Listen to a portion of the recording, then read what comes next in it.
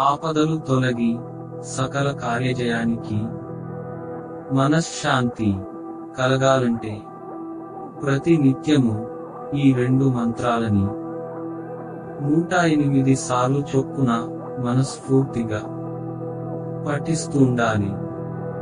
ఆపదామపహర్తారం దాతారం సర్వసంపదాం లోకాభిరామం శ్రీరామం భూయో భూయో నమామ్యహం.